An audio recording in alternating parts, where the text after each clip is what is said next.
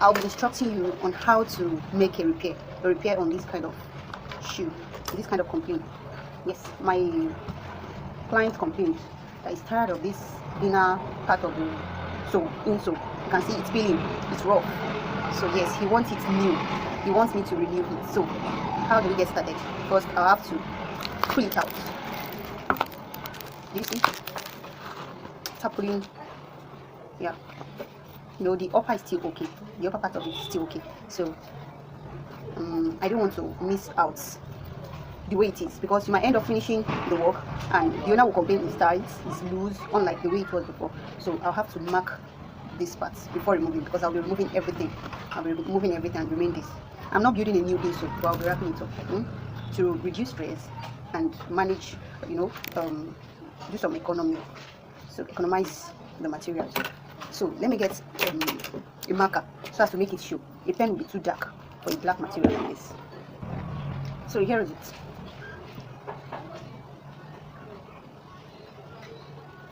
You see?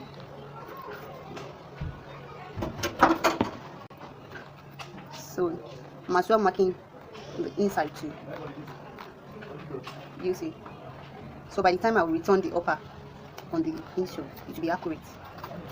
So then I'll pull out.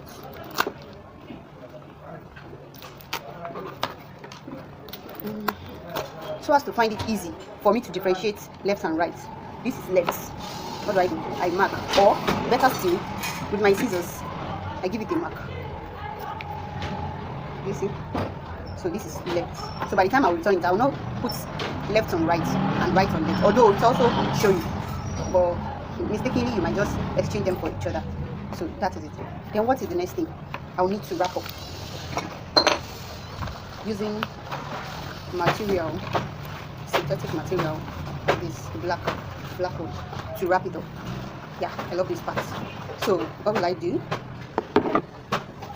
I'll have to draw the shape on it.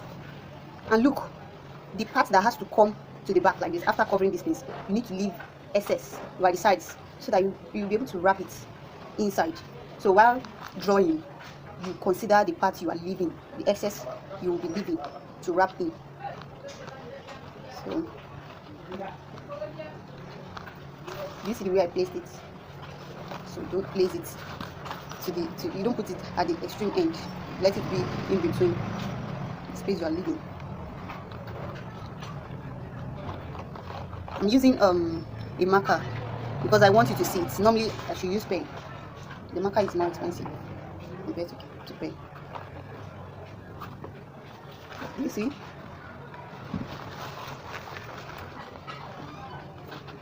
So while cutting, you need to cut by not exactly on the line, or better still, use your pen, your marker, to mark where you want to cut, so you won't make mistake or forget to add space to it.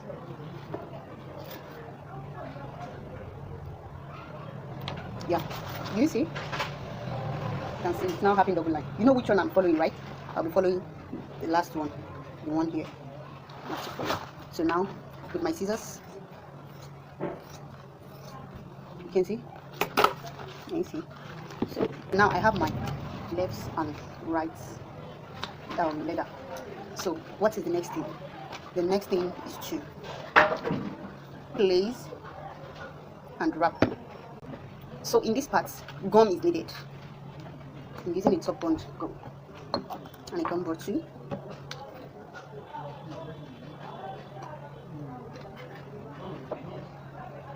So I'll be applying on the face of the leather, on the face of the insole and on the face of the leather. Then I'll put it apart. So gum has been applied on all the parts that needed gum. Hope you haven't forgotten this hole. You know what it is, right? That is the part I removed the palm, the toe parts from the other palm. So what's the next thing? This is for this. So then I'll place this in the face of the gum and let it come together. Can you see? Sometimes if your the direction of your synthetic, the material you're using, is elastic, you can drag it like this to make it firm. to make it firm. You see? And with that, I will have excess to cut off. Then bring the face like this and adjust it very well so as to make it. You see? So you ensure the face is firm. Then you turn it back to cut off. If the leather is too much, you cut some parts off. This one is okay. It might be much.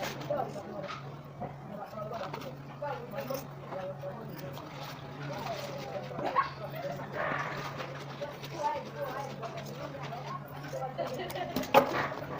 So the next thing now is I'll be applying gum on the sides. So I'll be applying gum on this part round. Then that's where I apply gum on the parts that is coming, that the leather is coming on. It's coming to the tip round too.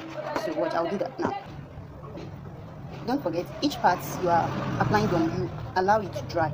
You give it a few minutes, 5-10 minutes, to make it dry before doing anything to it. This part we wrapped the other time. It was allowed to dry as well, so don't forget that.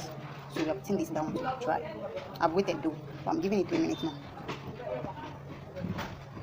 I'll be placing this on a flat iron. On this flat iron, I want you to watch carefully how I'm going to wrap it up.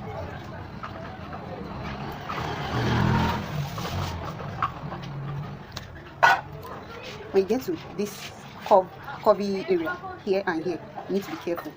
You have to bring them together like a pleating, because that part is curvy. It surely look like this. You see?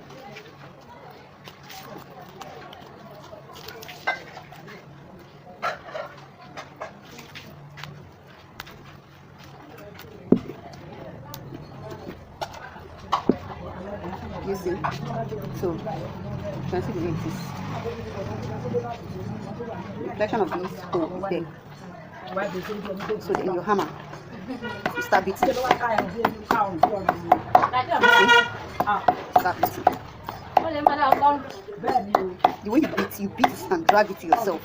Drag it, because if you just beat straight, it might bring out some curvy parts here.